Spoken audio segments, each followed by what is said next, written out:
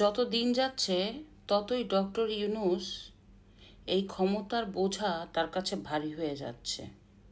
এই রাজনীতি যে এত সোজা না, আর এই ক্ষমতার চেয়ারে বসে থাকাও যে এত সহজ না, সেটা দিন দিন ডক্টর ইউনূস টের পাচ্ছে। মানে এক কথায় কত ধানে কত চাল।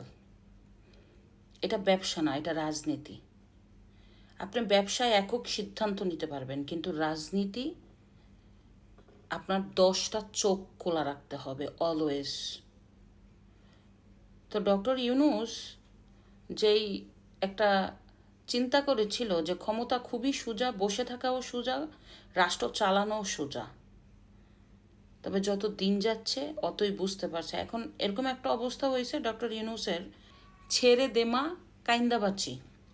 মানে এখন এই ক্ষমতার থেকে বের হয়ে যদি সে চিল্লায় চিল্লায় কানতে পারে, তাইলে তার ভালো লাগবে।